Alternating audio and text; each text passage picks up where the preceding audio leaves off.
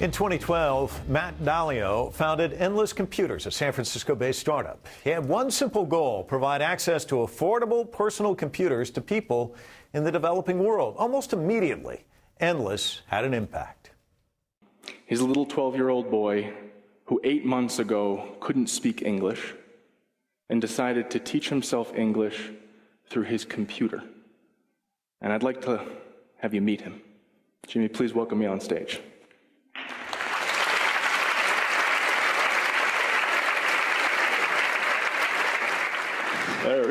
Hello. So tell me about yourself, Jimmy. Hi everybody, my name is Jimmy. I'm 12 years old and I really like to play video games and read books. So how did you learn English? I learn English by practicing and reading, listening. I already end the program Duolingo. I'm practicing in videos, Skype, and writing on WhatsApp. And tell me, how much English did you know 8 months ago? Oh, I learned 8 months ago, or March of the last year. And how much did you know 8 months ago? Nothing. Here's something you may not know. 75% of the world currently has no access to computers, but Dalio is convinced that soon people in emerging markets like Guatemala and Mexico and much of Latin America will be able to get this technology. That access will radically change people's lives like never before. Endless Computers is reinventing the way people access technology, and Matt is joining us from San Francisco to share with us his hope of bringing computers to the masses and how he's making that a reality. Welcome to the broadcast, Matt. Thank you for having me. This kid, oh man, you want a sales feature, just bring him up on stage. He was amazing, wasn't he? The incredible thing is that you'll find this story everywhere. Just last week I was in Bangladesh talking to someone who was 8 years old, learning to program. He's now an entrepreneur building a health program to help his entire country. And you will see these stories across emerging markets. Jimmy was one story that happened to be in the audience. Oh my God, the incredible thing is that this same story is everywhere. Well, tell me about the first time you heard this story, because you know you're creating this thing, it's going to have an impact, but then to see it, and it's so tangible, and here's this kid who's so vibrant, so alive. I mean, that confidence he has, you know, a lot of that stems from this interaction. It's funny, I went to dinner with Jimmy that night, and he was telling me about how he's learned to hack his Android phone. He's talked, he's got all these games that he's learned to hack. There is so much entrepreneurial energy and vibrancy, so much curiosity, and there isn't even, here we talk about how there's an educational system that gets in the way. There they don't even have the educational system to either get in the way or prop someone up. So it's just like, you just got to give him the tools. You got to give him something. And here it is, Jimmy, with 8 months, you can see what the right tool can do. Tell you what, Matt, why don't you pause for just a second? We've got a clip we're going to run, and then I want to pick up on the backside of this. Let's listen in. Endless works easily from the moment you turn it on. All of your favorite apps are on your desktop. It includes a full ecosystem of applications, including a word processor, software for presentations, and spreadsheets. It can even open Word, PowerPoint, and Excel files. With one click, you can access your browser. Endless was built to work with or without internet. So regardless of your ability to connect, it's just as valuable when used offline. Our apps can be used to write school reports, edit your resume, and do pretty much anything you'll need for school, work, or home. Endless also comes with a built-in app center. Inside, you can find over 100 applications that can be installed with a click of a button. And the best part is, they are all free. There's a full encyclopedia, educational videos and lectures, apps for health and wellness, parenting, and so much more. So, Matt, that gives us an overview, but let's kind of break it down a little bit. With or without the internet, many of us don't think about that in the Western world, but that's key, isn't it? It's funny, we're doing two very counterintuitive things. The whole Silicon Valley is moving towards two things, mobile and cloud. And they've forgotten that most of the world doesn't have desktop and doesn't have cloud.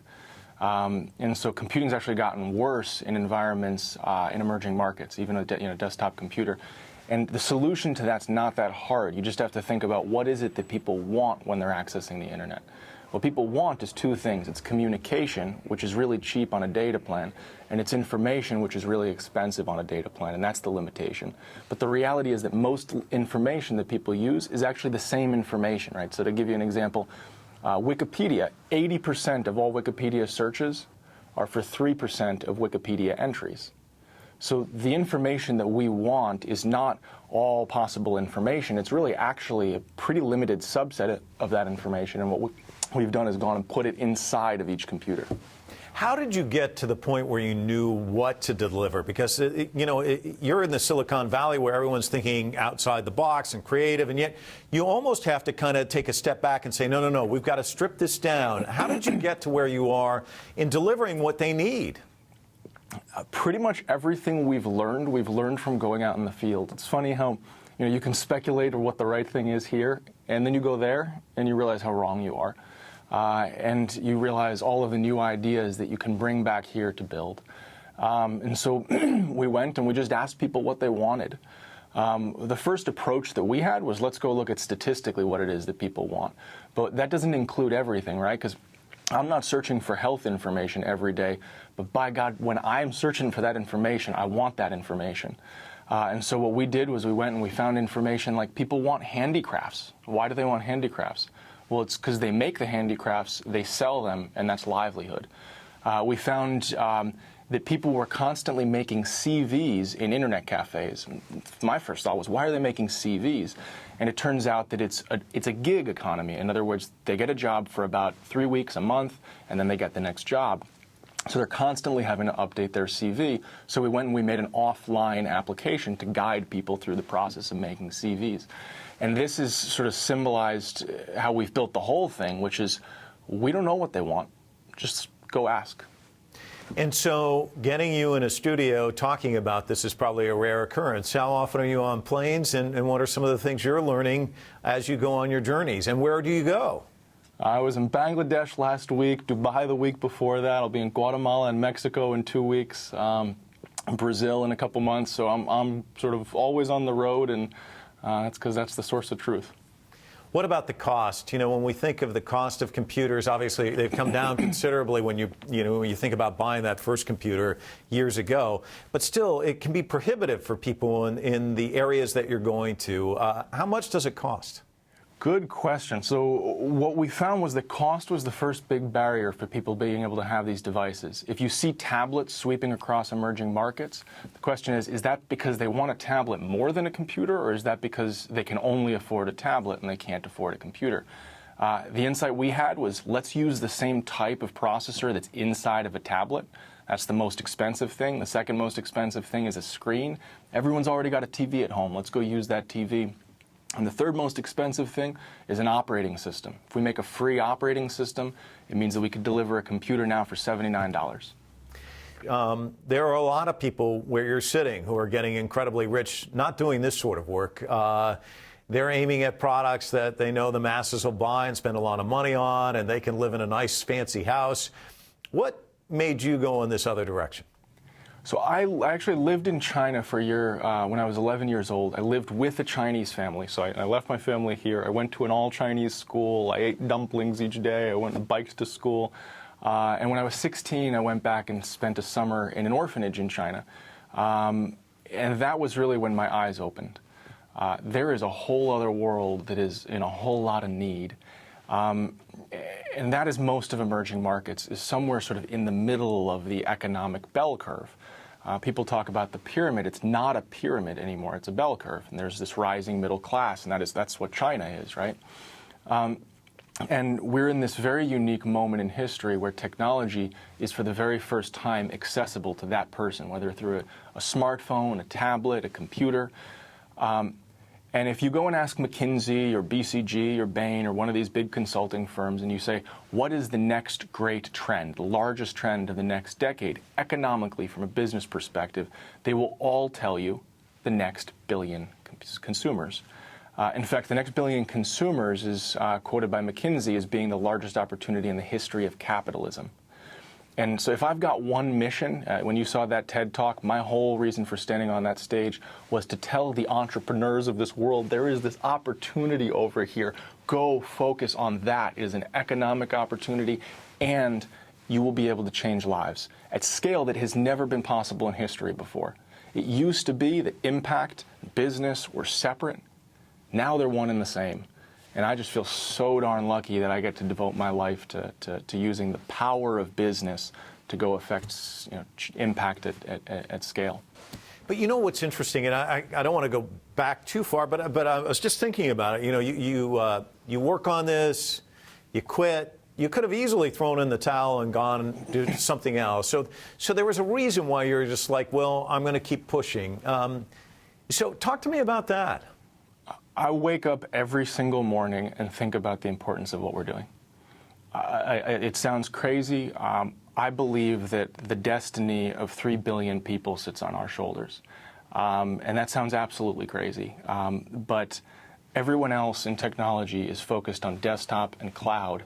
And no one is focused on the two solutions, or mobile and cloud. And no one is focused on people who don't have those two things. I still haven't seen it. I've been working on this for 5 years, and the answer still hasn't come. And I believe with all the conviction in my heart, through every challenge that we have faced, you put a brick wall in front of me, I will find my way to run through that, only because of how important it is. When there are 3 billion people and their lives are sitting on the other end of that, you find a way. And so here we are. We've got the answer, and telling the world about it is in a whole other set of challenges. Now we have to go get that into 3 billion hands, and that is not an easy thing. But again, it does not matter how hard it is. You do it.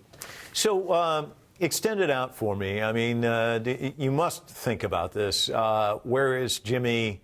He's at age 12, he's this kid. At 22 and 32 and 42, he's a much different child. I mean, a much different adult as a result of this childhood than the kid living in a village who doesn't have access to all of this. So extend it out for me. I mean, your vision of the world, and there aren't a lot of people who can say, I'm touching people today, but I'm touching the future, and you can say that.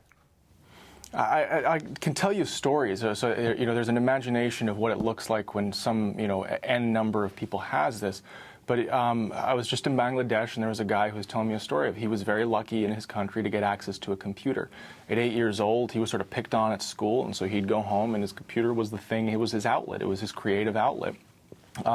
That put him on an entirely different trajectory. It was all of a sudden every curiosity he had was able to be answered.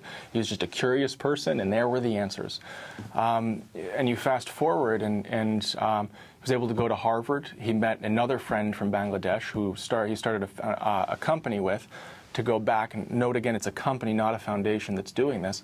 He started a company to go deliver quality health care at scale. And so they're using tablets through all of these quack doctors that line emerging markets, that line Bangladesh, to be able to connect them with a doctor, with a diagnostic set of tools that every single one of these quack doctors has, and with a set of algorithms that can mean that now people who literally have never seen a doctor before, at 65 years old, never seen a doctor in their life before, I was just with these guys last week, are able to now have access to a doctor in the capital city of Bangladesh. And that story came from an 8-year-old child who had access to a computer. What does the world look like when every kid has access to a computer? Your imagination can go as far as mine can go. It's mind-boggling.